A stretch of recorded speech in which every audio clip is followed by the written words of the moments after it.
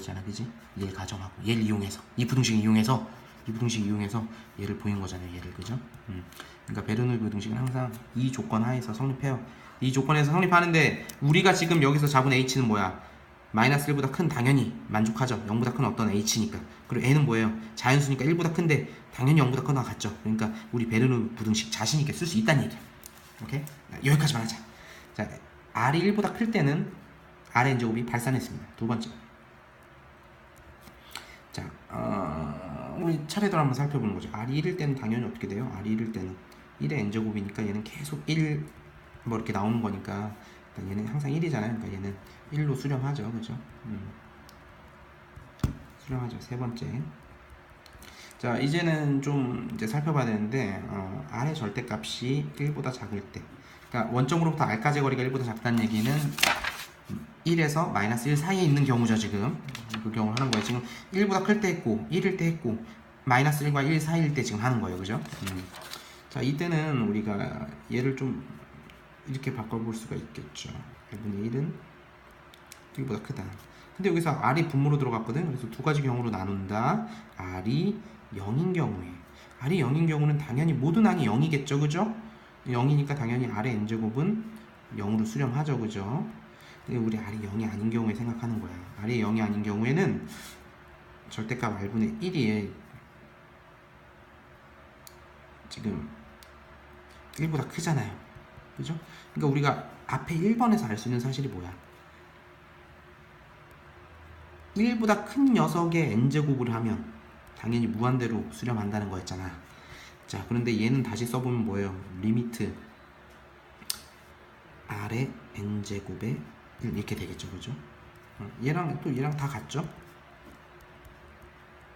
이렇게 되죠. 1의 n제곱은 어차피 그냥 1의 n제곱은 생략하고 1로 n제곱 들어가면 원래 얘인데 얘랑 얘는 같죠. 그죠?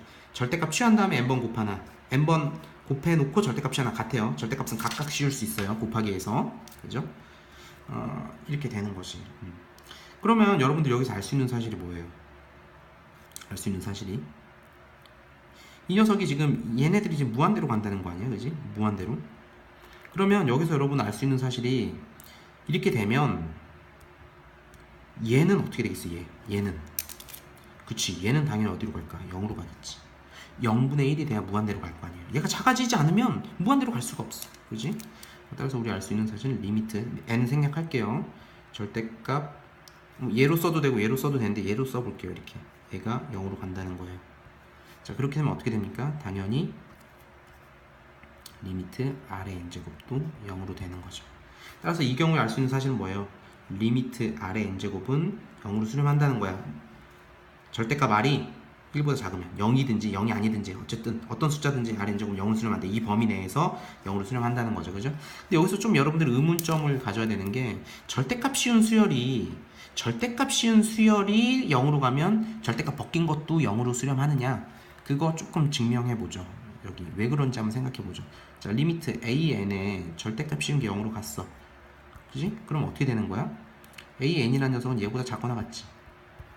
부호 있든 없든 부호를 다 없애서 플러스로 만든 게 크겠죠.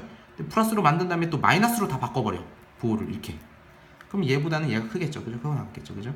근데 어떻게 돼요 지금? 얘도 0으로 수렴하고 얘도 0으로 수렴하죠. 그죠? 그러니까 가운데 샌드위치 이 녀석은, 절대값 벗긴 녀석은 당연히 0으로 수렴할 수밖에 없다. 그러니까 어떤 수열의 절대값이 0으로 수렴하면 절대값을 벗긴 그 수열도 0으로 수렴할 수밖에 없다라는 게 이용이 돼요. 이것도 교과서 주석에 나와 있어. 이런 것들 다 안 보고 넘어가잖아. 그죠? 이런 것들 다 보고 넘어가셔야 돼요. 특히 논술 준비하거나 이런 사람들 할 줄 아셔야 됩니다. 따라서 우리 지금 세 번째까지 했습니다. 그래서 네 번째 한번 넘어가 보죠. 자, 네 번째 이제 아는 게 뭐예요? 저 r이 마이너스 1보다 작을 때 한번 생각해 보자는 거예요. 자, 그때 일단 r이 마이너스 1일 때는 당연히 뭐였어요? 발산이었죠. 그죠?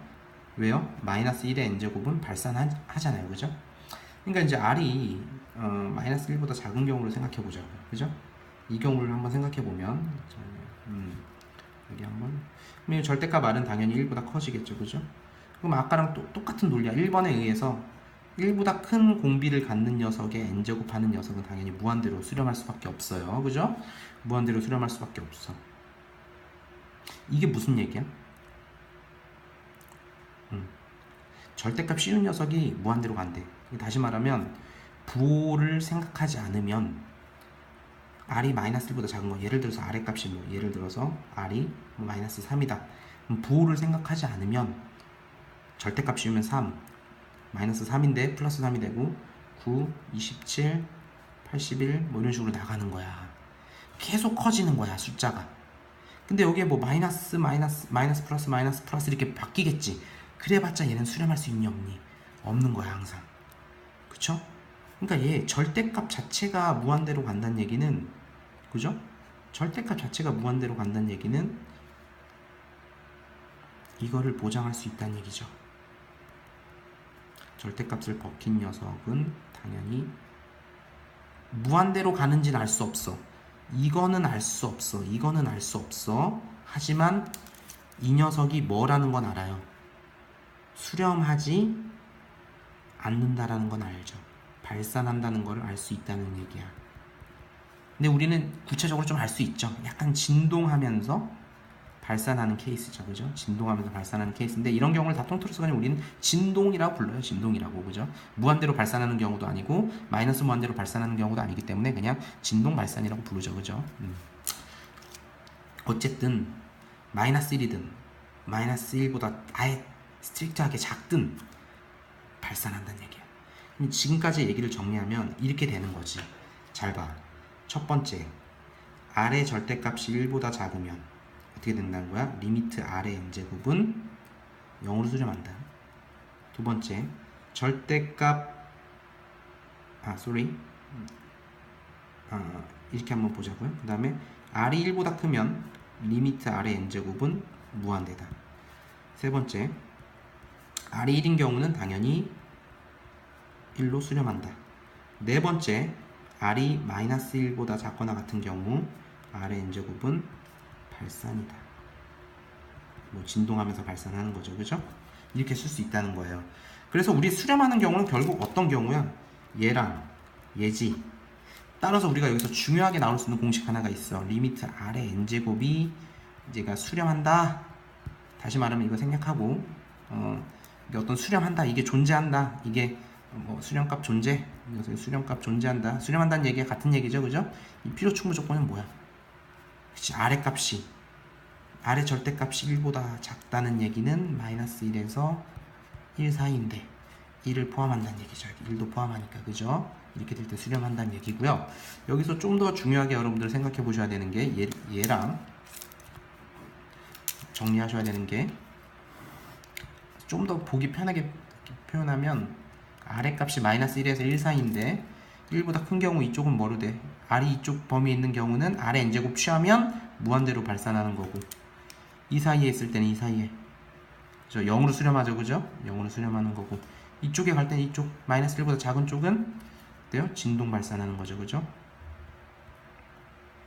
진동 발산하는 거고 안 한 거 두 개 있네? 1일 때는 어디로 수렴해요? 1로 수렴하고 얘도 당연히 뭐예요? 진동이죠. 그러니까 마이너스 1에서 1 사이에 있으면서 1이랑 같을 때 마이너스 1에서 1 사이에 있거나 1이랑 같을 때 등비수열의 극한이 존재한다라는 거를 좀 이렇게 깊이 있게 오늘 알아봤습니다. 자, 조금 지루했을 수도 있는데 여러분들 수학을 좀 깊이 있게 봅시다.